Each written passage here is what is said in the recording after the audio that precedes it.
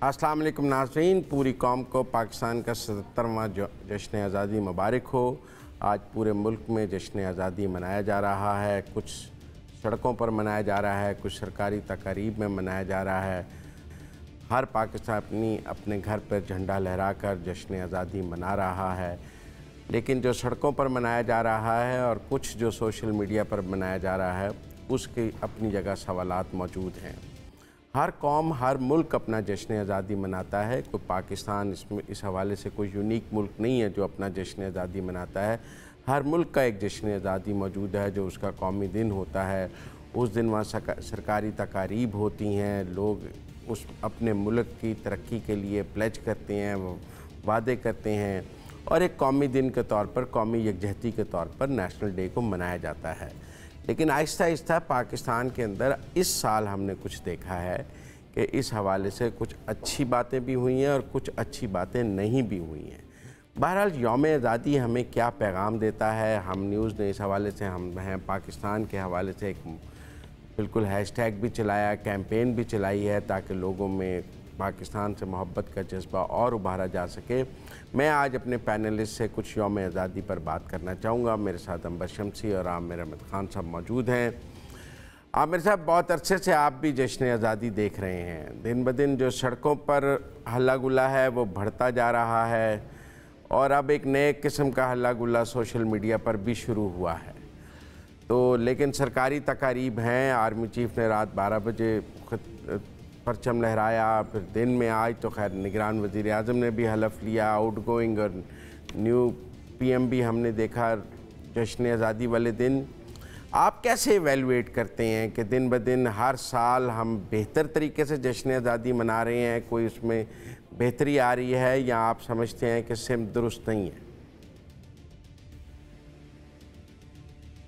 मुज़म्मिल भाई, मैं कराची में क्योंकि समुद्र के बहुत करीब रहता हूँ और यहाँ की एक रवायत है कराची की कि 14 अगस्त को दोपहर के बाद से बड़ी तादाद में कराची में रहने वाले जो हैं वो समुद्र का रुख करते हैं। मैं आपको ये बता सकता हूँ कि कई साल जो मैं यहाँ मैंने गुजारे हैं, कोई भी ऐसा साल मैंने नहीं देखा जिसके बारे में मैं ये कह सकूँ कि भी पिछले साल की निस्बत इस दफ़ा कम लोग थे, या वो कम शोर मचा रहे थे, या कम खुशियाँ मना रहे थे, या उनका जज्बा जो है वो किसी तरह से कम था। और यही सूरत हाल जो है वो इस वक्त भी मेरे आसपास की जो सड़कें हैं, यहाँ से वो मुश्किल आधा पौना किलोमीटर दूर है साहिल समुद्र, और वहाँ पर जाने वालों को अगर मैं देखूँ तो हरगिज़ ये एहसास नहीं होता कि जो मायूसी हमने पिछले 4-5 बरस से पाकिस्तान के अंदर देखी है उसका हमें कोई ट्रेस वहाँ से नहीं मिलती। लेकिन उसके साथ साथ देखें, मैं ये भी कहूँगा कि एक बहस ज़रूर है। मैंने यहाँ पर लोगों को ये भी कहते सुना है कि जी हाँ, यौम तो 76 हो गए हैं लेकिन आज़ादी के अभी तक जो है वो मुतलाशी हैं, या जिस तरह के इख्तियार हमें अपने हालात पर होना चाहिए, खा वो सियासी हालात हों या माशी हालात हों, वो इख्तियार हमारे पास अभी तक नहीं है। लिहाजा पता नहीं हम अपने आप को एक आज़ाद कौम हमें कहना चाहिए या नहीं कहना चाहिए। बहरहाल ये तो पिछले 3-4 साल के अंदर जो हमने सियासत देखी, जो हमने अपनी मईशत का हाल देखा, उससे काफ़ी परेशान हैं लोग और वो परेशानी कहीं ना कहीं तो झलकेगी। लेकिन ये एक दिन पाकिस्तान का बड़ा यूनिक दिन होता है मुज़म्मिल साहब। मुझे तो ये नज़र आया है कि जहाँ कोई कितना भी परेशान हो, कोई हालात के हाथों कितना भी नाला हो या अपने हुक्मरानों से कितना भी नाला हो, वो आज के दिन वो सब कुछ भुला के वो सिर्फ़ पाकिस्तान को सेलिब्रेट करने के लिए निकलता है। और वो मैं आज भी देख रहा हूँ, हालात खा जैसे भी हों। अंबर, आप देख रहे हैं बुनियादी तौर पे गैर सियासी दिन है ये, लेकिन इस बार कुछ सियासी भी हो गया। आप कैसे देखती हैं? जी मुज़म्मिल, आप हमारे जो नाज़रीन हैं उन सबको आज़ादी का दिन मुबारक हो। और जैसे आमिर साहब कह रहे थे, मैं भी, क्योंकि इत्तेफाक है कि हम दोनों कराची में रहते हैं और इस वक्त मैं तो कहूँगी दोपहर से नहीं आमिर साहब, इस वक्त रात 12 बजे से जो शोर व गुल मेरी खिड़की के बाहर है, जो अभी तक मुझे आवाज़ आ रही है, वो अभी तक चल रहा है। तो लोग बाहर मना तो रहे हैं। अफसोसनाक, मैं थोड़ा-सा इस पे पॉइंट आउट करना चाहती हूँ कि कराची में एक तकरीबन जो ये हवाई फायरिंग होती है, जो मनाते हैं, उसकी वजह से तकरीबन 90 अफराद जो हैं वो ज़ख्मी हुए हैं। तो मनाना चाहिए, अच्छा लगता है जब लोग बाहर निकलते हैं, वो पिन लगाते हैं, झंडे लहराते हैं, गाड़ियाँ निकालते हैं। लेकिन ये जो हवाई फायरिंग की वजह से लोग ज़ख्मी होते हैं, मेरे ख़्याल में कि ये मनाने का कोई तरीका नहीं है। So I do want to say that. आपका जो सवाल है बहुत वजह है मुज़म्मिल साहब। मेरे ख़्याल में कि इसमें सबसे ज़्यादा जो तकरीर जो मुझे लगा है, आज की जो तकरीबात थी, आज जो सब कुछ चला है, उसमें सदर आरिफ अलवी ने जो बात की है और माज़रत, माफ़ी, पॉलिटिकल लीडरशिप इकट्ठा हो, मेरे ख़्याल में कि वो सबसे अहम है। और ज़ाहिर है पाकिस्तान हर कुछ साल बाद नाजुक मोड़ उसके पर तक पहुंच जाता है, वापस हम घूमते हैं कुछ 2 कदम पीछे और फिर वापस नाजुक मोड़ तक ही पहुंचते हैं। तो मेरे ख्याल में कि ये सबसे बड़ा इशारा है इस वक्त के आज का जो 14 अगस्त है कितना सियासी है। एक सियासी लीडर है जो इस वक्त जेल में है, उनका ज़ाहिर पैगाम हम देख नहीं सके, पढ़ नहीं सके, लेकिन उनकी जमात की तरफ से तो वीडियोज़ जारी किए गए हैं। सियासी होना ना होना उस पर कोई हर्ज नहीं है। ये गैर सियासी दिन कैसे हो सकता है? क्योंकि पाकिस्तान का वजूद जो आया है वो सियासी जद्दोजहद के ज़रिए ही आया है। और सियासत की वजह से ज़ाहिर वजूद में सिर्फ नहीं आया, और सियासत इस वक्त is a little broken as well. इसका मतलब क्या है? इसका मतलब क्या है कि जो सदर आरिफ अलवी बात कर रहे थे, जो इस वक्त हम सब बात कर रहे हैं कि इंतखाबात का पता नहीं है कब होंगे, क्या फ्री एंड फेयर होंगे। हर बार एक डिबेट होती है, तनाज़ा होता है, एहतजाज होता है कि जो एक ट्रांजिशन ऑफ पावर है कितनी फ्री एंड फेयर हुई है। तो ज़ाहिर है सियासी होना भी चाहिए, मुझे तो उसमें कोई हर्ज नज़र नहीं आता, और सियासत को हमने ठीक करना है।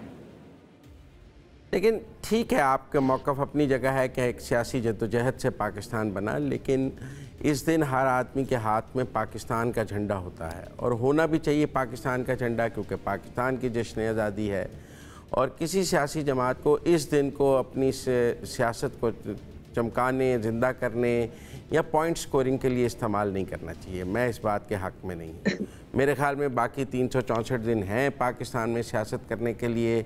आप अपनी सियासी जमातों के झंडों के साथ रैलियाँ निकालें, जुलूस निकालें, जो मर्ज़ी करें, लेकिन कम से कम यौम आज़ादी वाले दिन आपको ऐसा नहीं करना चाहिए। और इस दिन हर आदमी के हाथ में पाकिस्तान का झंडा होना चाहिए, चाहे ये दिन हमने ये पाकिस्तान सियासी जद्दोजहद से भी हासिल किया है, लेकिन ये दिन पाकिस्तान का है और उसके लिए उसको उसके जश्न के तौर पे, उसके यौम विलादत के तौर पे हम मनाते हैं।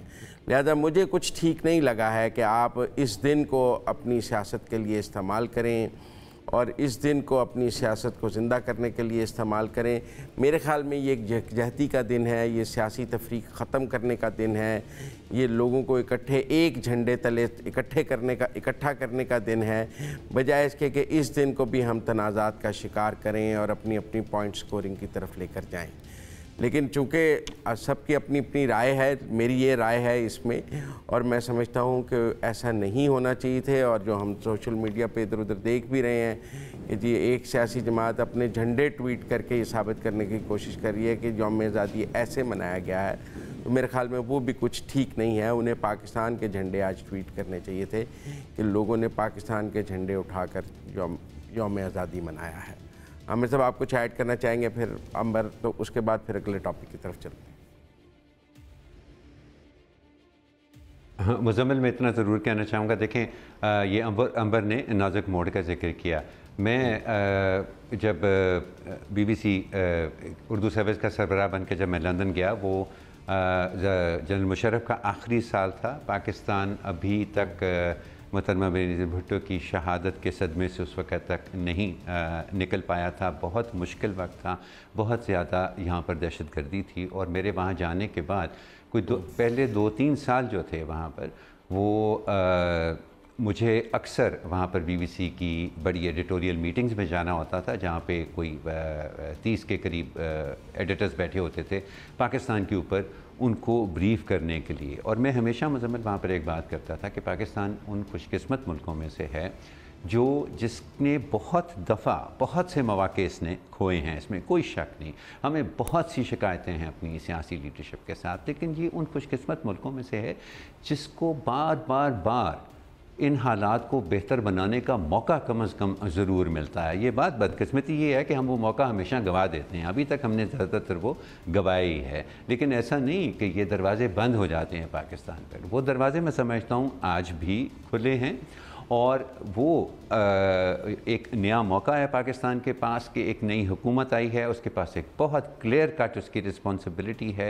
वो वक्त के ऊपर ऐसे तरीके से अपनी ज़िम्मेदारी पूरी करे ताकि आने वाली हुकूमत जो है वो जो पाकिस्तान के रियल मसाइल हैं उनके साथ निमट सके। तो वो मौका आज भी है। वो खुशकिस्मती पाकिस्तान की आज भी आपको नज़र आ रही है कि गंवा दिया तो उसके बारे में तो कुछ नहीं कहा जा सकता, लेकिन इस वक्त है ज़रूर। जी अंबर।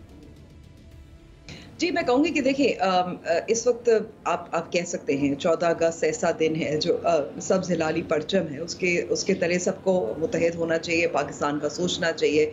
लेकिन जो सियासी इज़हार राय है, एहतजाज है, वो तो ख़त्म तो नहीं हो सकता। वो आप एक दिन तो नहीं रोक सकते कि चले आज के दिन मेरे ख़यालात बदल गए हैं। मैं ये कहूँगी कि ज़ाहिर है इत्तेहाद होना चाहिए।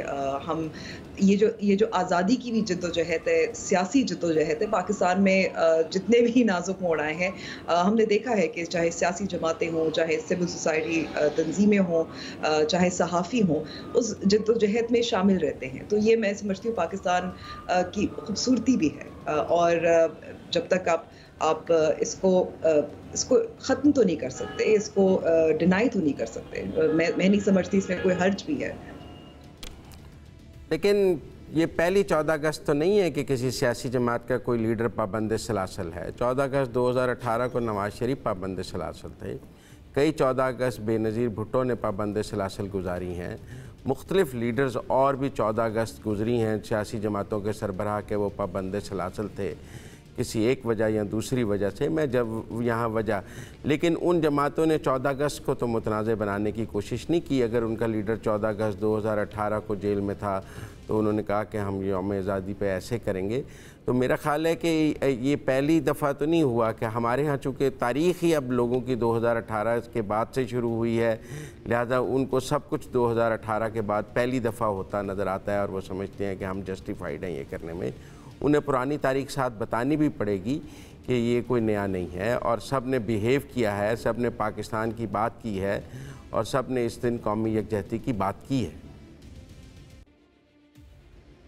ठीक है, मतलब आपकी बात दुरुस्त होगी और मैं बिल्कुल समझती हूँ कि ऐसा ही है। लेकिन अगर एक सियासी जमात कुछ अपना एहतजाज दर्ज कर रही है और आप और मैं और लोगों को बता रहे हैं कि ऐसा, हमारा तो काम ही है ना, हमारी जिम्मेदारी ये है कि अगर जो सहाफ़ी हैं, जो पॉलिटिकल कमेंटेटर्स हैं, वो थोड़ा सा कॉन्टेक्स्ट देते हैं, वो आपको तारीख याद दिलाते हैं। सब इस एहतजाज की शक्ल को या इस टाइप ऑफ प्रोटेस्ट को, इसका ज़ाहिर है आप इत्तेफाक ना करें।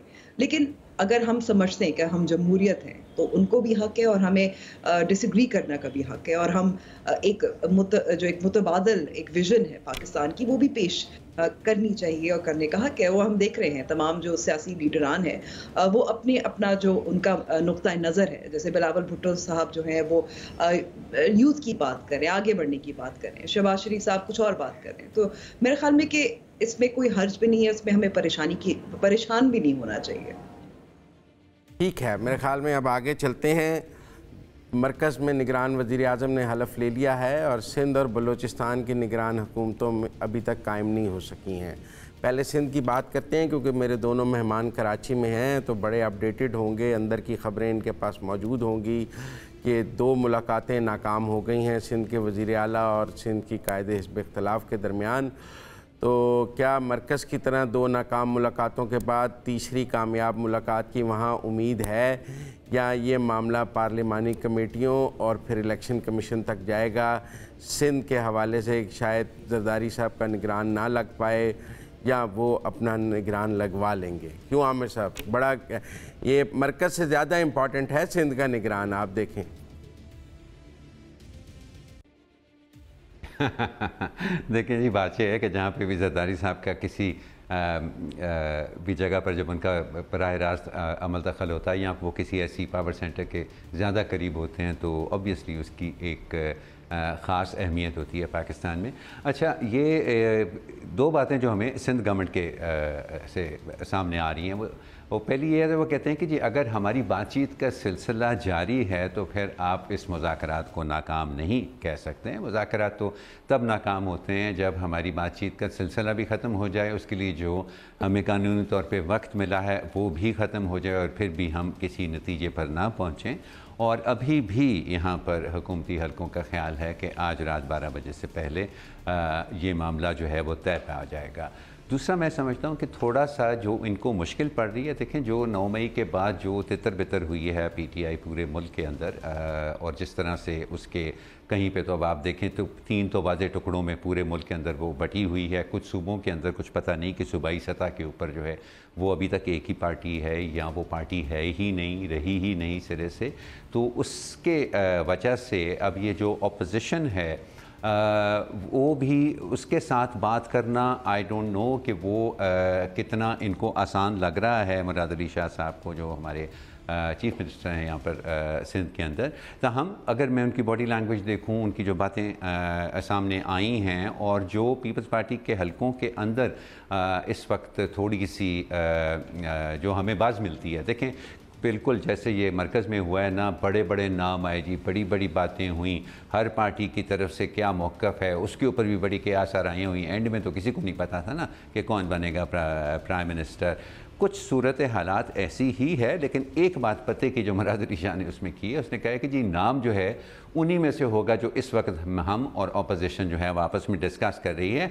ऐसा नहीं होगा कि बाहर से कोई नाम आ जाएगा। सो आई थिंक ये कोई इन्हीं नामों में इस तरह की बात कर सकते हैं। आमिर साहब सिचुएशन नहीं, फिर आमिर साहब वो सूरत हाल हुई कि इन नामों में उनका नाम भी, इन नामों में उनका दिया हुआ नाम भी शामिल होगा ना। बिल्कुल, मैं बात ये है कि जी हम जब पहले इससे जब बात हो रही थी तो वो भी जिनका दिया हुआ नाम था उसको तो किसी के कानो कान खबर नहीं हुई ना कि ये भी कहीं से दिया हुआ नाम है। अब तो राजा राज साहब कहते हैं कि जी ये मेरा दिया हुआ नाम था, लेकिन हमें अभी तक ये तो नहीं पता ना कि उनको किसने दिया था ये नाम। सो यहाँ पर भी यकीनन वो नाम उसके अंदर शामिल होगा, वो जहाँ से भी आया होगा उसके अंदर वो शामिल होगा। बट आई थिंक उनका खुलकर ये कहना कि जो हमने आपस में नाम एक दूसरे से शेयर किए हैं उन्हीं के अंदर से आएगा, वो एक वाज़ेह इशारा था कि जो मरकज़ में हुआ है शायद वो ना हो, और ये नया सीएम जो है सिंध का, जो केयर टेकर सीएम है, वो इन पार्टी की मुशावरत की वजह से ही वो उसका तकर्रर जो है वो हो। अब होता क्या है ये तो जब फाइनल रिज़ल्ट, कोई फाइनल नतीजा निकलेगा हमें तभी पता चलेगा। लेकिन अभी तक राना अंसर की जो है body language that is good. अभी तक मुराद अली शाह की बॉडी लैंग्वेज जो है उसके अंदर भी परेशानी या मायूसी नज़र नहीं आती। और अब क्या 4-5 घंटे तो बचे हैं, अगर वाकई उनकी बॉडी लैंग्वेज से ही देखना है तो फिर तो अगले चंद घंटों के अंदर हम फैसले की तवक्को रख सकते हैं, वरना जो तरीक़ाकार है वो अपनाया जाएगा इसके लिए। चलिए, मुझे ब्रेक लेनी है, ब्रेक से वापस आते हैं तो अंबर के पास ज़रूर के सारे नाम मौजूद होंगे जो डिस्कस हो रहे हैं। आमिर साहब ने तो नहीं बताया, अंदर की खबर लेंगे अंबर शमसी से ब्रेक के बाद।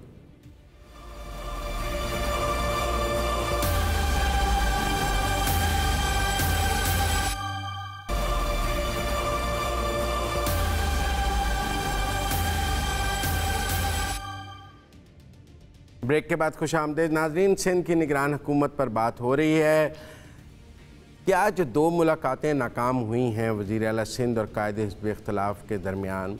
क्या वो मरकज़ की तरह फ़िक्स मैच था कि मरकज़ में शहबाज साहब पूरा टाइम यूज़ करना चाह रहे थे, फिर निगरान वज़ीर आज़म का हलफ भी लेट हुआ, वो 14 अगस्त तक रहना चाह रहे थे। क्या मुराद अली शाह राजा रियाज तो शहबाज साहब को टाइम दे रहे थे? क्या हम ये समझें कि MQM का जो कायदे हिज़्ब इख्तिलाफ़ हैं वो भी मुराद अली शाह साहब को ज़्यादा से ज़्यादा दिन देने के लिए ये मुलाकातों के नाकाम होने का कहा जा रहा है, ताकि मुराद अली शाह साहब को ज़्यादा टाइम बतौर वज़ीर आला मिल सके और वो ना हो सके? या ये राजा रियाज और शहबाज शरीफ की तरह फ़िक्स मैच की नाकाम मुलाकातें आते हैं, या जेन्युइनली वहाँ 2 मुलाकातों में कोई इत्तफाक नहीं हो सका और अब तीसरी मुलाकात पर उम्मीद की जा रही है? तो ये कंपैरिजन भी होना बहुत ज़रूरी है, क्योंकि मरकज़ में 2 मुलाकातें नाकाम हो गई, सबको पता था तीसरी कामयाब हो जाएगी। क्या अंबर सिंध में भी सबको पता है 2 नाकाम हो गई, वहाँ भी कायदे इस खिलाफ राजा रियाज की तरह ही हैं कि तीसरे पर मान जाएंगे। जी मुजम्मिल, सबसे पहले तो मैं यही कहूंगी कि वैसे राजा रियाज साहब का तो बहुत ही मजा आया ना कि उनकी अहमियत तो थी नहीं, लेकिन आखिरी मिनट पे उन्हीं का नाम जो है वो निगरान वजीर आजम के तौर पे आ गया, और शायद उनको एक रात पहले उनको ख्वाब में आया। लेकिन चलें सिंध की तरफ बढ़ते हैं। सिंध में देखिए सूरत हाल ये है कि इस वक्त बहुत अहम है कि जहां आपको नजर आया है कि पाकिस्तान पीपल्स पार्टी के जो तजवीज़ करदा नाम थे वो कम से कम निगरान वजीर आजम के तौर पे तो नहीं सामने आए थे, लेकिन ये सिंध बहुत अहम है। पाकिस्तान पीपल्स पार्टी ने बहुत मेहनत करके यहाँ अपने आप को यहाँ जमाया है, इसलिए क्योंकि कराची में तो उनका वजूद नहीं था, लेकिन अब इस वक्त आपको लोकल बॉडीज़ की जो इंतखाबात हैं, आप इत्तेफाक करें उसको रिग गए ना करें, लेकिन अपने पाँव जमा लिए हैं कराची में और सिंध में, और कुछ ऐसे अपने प्रोजेक्ट्स भी किए हैं ताकि उनको इंतखाबात में फ़ायदा हो। तो उनके लिए भी ज़ाहिर है इस वक्त 12-13 नाम के दरमियान इस वक्त जो मैच चल रहा है, और क्योंकि मुराद अली शाह साहब एक बड़े स्किलफुल निगोशिएटर भी हैं, जमात इस्लामी के साथ भी उन्होंने ऐसी बातचीत की, वो हमेशा जाते हैं, सियासतदान का यही फ़ायदा होता है कि वो बातचीत जारी रखते हैं। तो मुझे नहीं लगता यहाँ इस वक्त आपको जो सिंध में जो सूरत हाल नज़र आ रही है, ज़ाहिर है पाकिस्तान तहरीक इंसाफ की जो स्पेस उनके तितर बितर होने की वजह से जो बनी है, उसका फ़ायदा जो है 2 कंपीटिंग पार्टीज़ हैं इस वक्त। एक MQM है जिसने लोकल बॉडीज़ को बॉयकॉट किया था, एक पाकिस्तान पीपल्स पार्टी है, लेकिन ऑब्वियसली एक तीसरी भी है और वो है जमात इस्लामी। जमात इस्लामी का इस वक्त ज़ाहिर किरदार नहीं है, वो तो एहतजाज ही करेंगे और वो कहेंगे, लेकिन इस वक्त अगर MQM और पाकिस्तान पीपल्स पार्टी का नाम पे मेरे ख्याल में एक इत्तफाक हो जाएगा। मुझे इस वक्त वो वाली सूरत हाल नहीं लग रही, और मैं गलत भी हो सकती हूँ, पाकिस्तानी सियासत में कुछ कह नहीं सकते, लेकिन क्योंकि उनको जमात इस्लामी को भी काउंटर करना है, उनको कुछ एक आपस में अगला जो सेटअप है उसमें अपने लिए जगह बनानी, इंतखाबात को देखना है, तो मुझे लगता है कि इत्तफाक हो जाएगा। आपको लगता है इत्तफाक हो जाएगा? क्योंकि MQM के लिए भी ये डू एंड डाई इलेक्शन है, वो अपनी अर्बन सीटें जीतना चाहेंगे, और पीपल्स पार्टी की अर्बन सीटों पे नज़र है कराची, और वो MQM की वो सीटें छीनना चाहती है कराची की अपना मेयर कराची लाने के बाद। तो इसलिए दोनों का इत्तफाक हो जाना कोई काफ़ी हैरानगी की भी बात होगी, क्योंकि दोनों के स्टेक्स बहुत आए हैं। राजा रियाज और शहबाज शरीफ के दरमियान तो स्टेक्स की लड़ाई नहीं थी, लेकिन MQM और पीपल्स पार्टी के दरमियान तो स्टेक्स की लड़ाई है और हाई स्टेक्स की लड़ाई है। तो लिहाजा आपको क्या खेल इलेक्शन कमीशन तक नहीं जाएगा? देखिए मुजम्मिल साहब, आप स्टेक्स डिजिटल सेंसस और उसके हवाले से, हल्का बंदियों के हवाले से भी हाई थे, लेकिन वो मामला भी सेटल तो हो गया था ना। और इस वक्त आप बिल्कुल दुरुस्त बात कर रहे हैं कि जो मेन कंपेटिटर्स हैं, जैसे मैंने भी कहा कि इस वक्त MQM होंगे और पाकिस्तान पीपल्स पार्टी होंगे, लेकिन उनको ये भी मालूम है कि इत्तेफाक नहीं होगा तो ये किसी और के पास चला जाएगा। MQM मेरा तो नाकस राय है कि मुझे लगता है कि इत्तेफाक हो जाएगा। आपको लगता है इत्तेफाक हो जाएगा? एक और सवाल करना चाहूँगा, निगरान हुकूमत मरकज़ में बन जाएगी, निगरान हुकूमतें सिंध और बलूचिस्तान में, हमने बलूचिस्तान पर अभी बात करनी है, वो बन जाएंगी, तो ये आमिर साहब चारों गवर्नर्स यही रहेंगे? सिंध के टसोरी साहब, पंजाब के बलीगुर रहमान साहब, उधर वो फजलुर रहमान साहब के समदी, और बलूचिस्तान में ये पॉलिटिकल गवर्नर्स ऐसे ही रहेंगे, या आपको लगता है निगरान वज़ीर आज़म जो हैं ये चारों गवर्नर्स को रिप्लेस कर देंगे?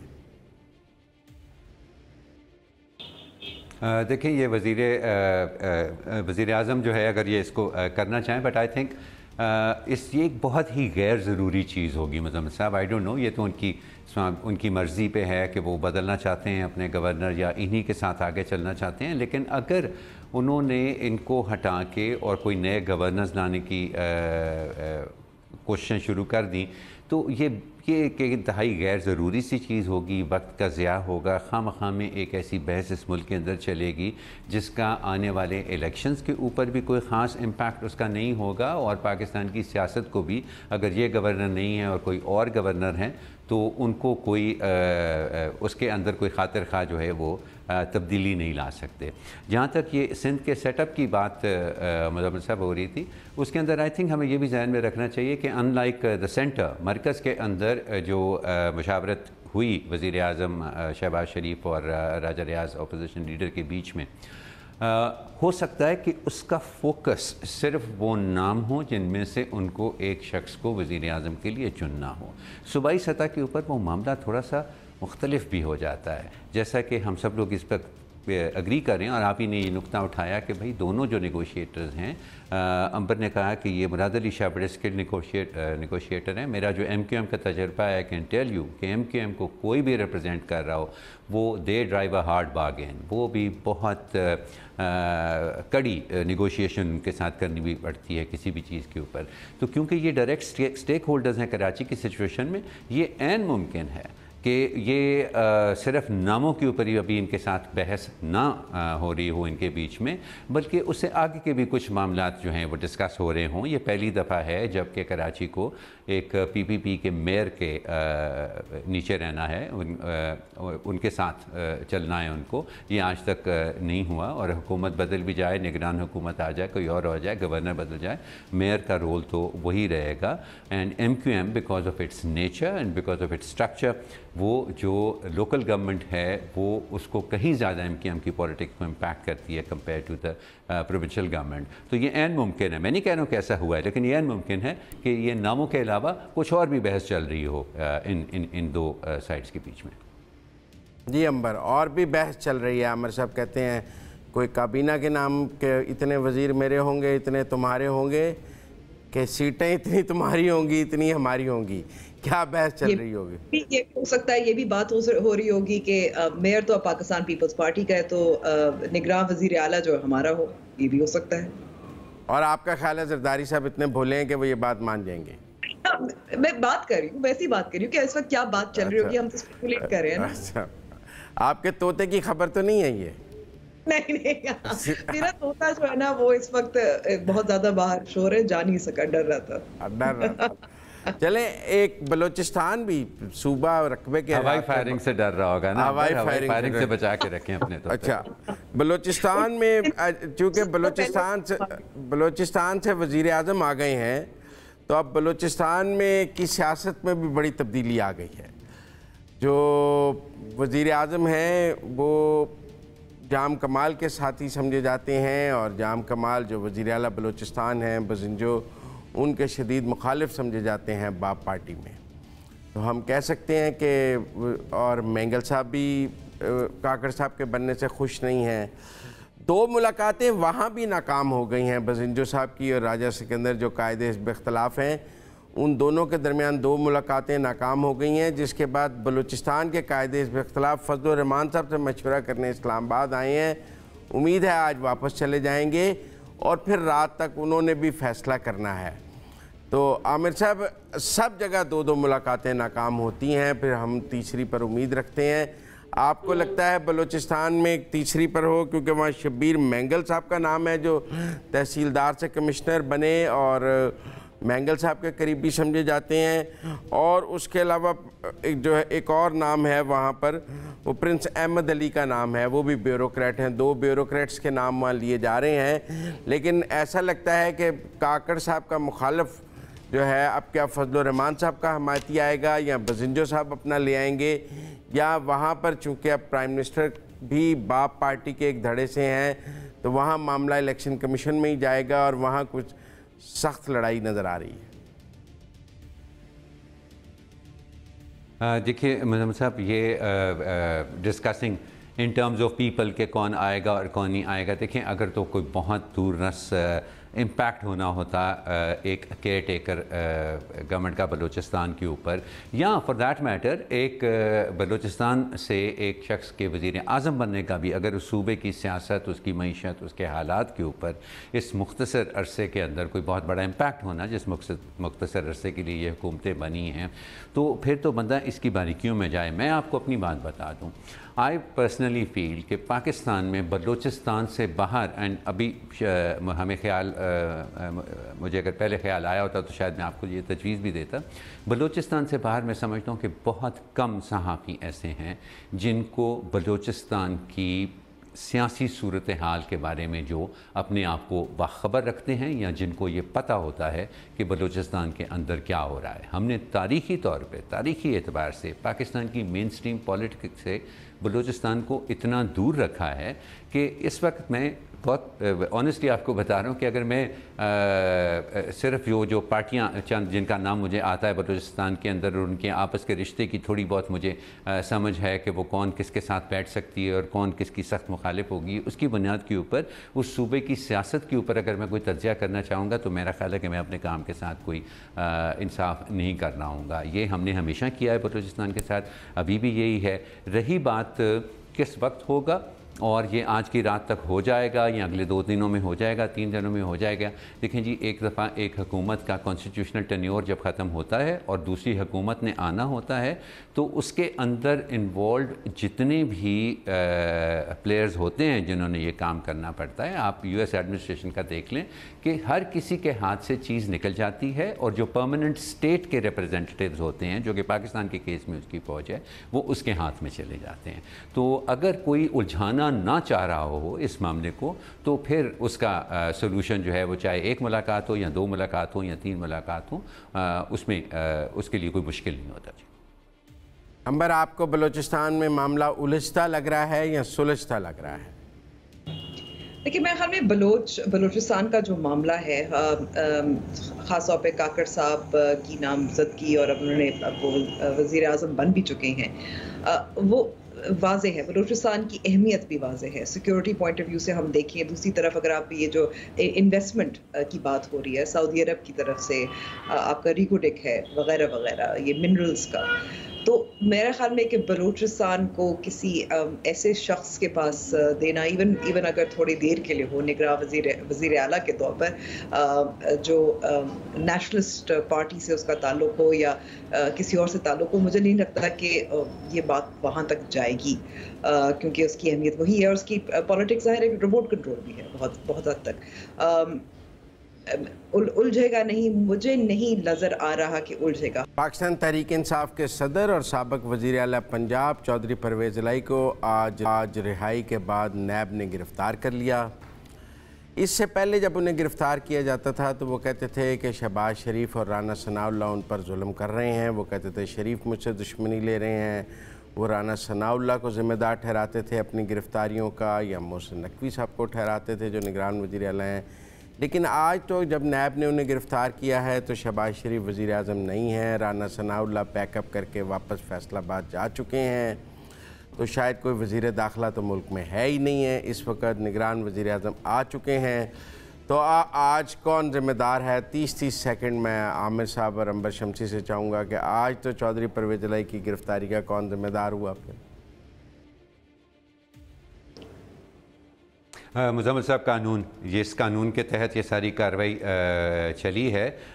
ये एक इंडिकेशन है। आज जो हुआ है, हो सकता है कि ये बिल्कुल अपनी नॉर्मल स्कीम ऑफ थिंग्स के अंदर ये सारी सूरत हाल अनफोल्ड की हो, लेकिन मैं फिर भी समझता हूँ ये बड़ी क्लियर इंडिकेशन है कि रिगार्डलेस के यहाँ से सियासत के टेकर गवर्नमेंट्स की जो है वो क्या होती है और क्या नहीं होती, ये जिस तरह से उन्होंने कानूनी पहियों को जो है वो चलाया हुआ है वो अपनी जगह पर चलते रहेंगे। और हुकूमत की तब्दीली से किसी को ये नतीजा नहीं निकालना चाहिए कि उसके लिए आसानी या मुश्किल होगी। जी यूँ अंबर, वो कहते हैं पहिया चलता ही रहेगा, पहिया नहीं रुकना, आमिर सब कह रहे हैं।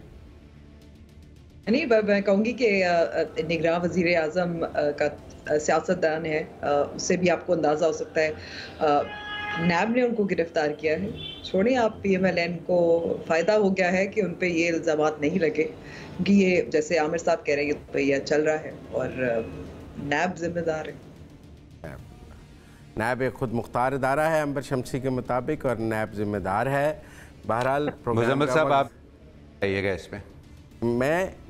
मैं समझता हूँ कि उनकी वो कल सच बात कर रहे थे परवेज़ इलाही, राना सनाउल्लाह और शहबाज शरीफ को ज़िम्मेदार ठहराते हुए, ना आज सच बात कर रहे हैं। जब वो सच बताने लग जाएंगे तो ठीक हो जाएगी बात। बहरहाल प्रोग्राम का वक्त ख़त्म होता है, कल दोबारा मुलाकात होगी। अल्लाह हाफ़िज़।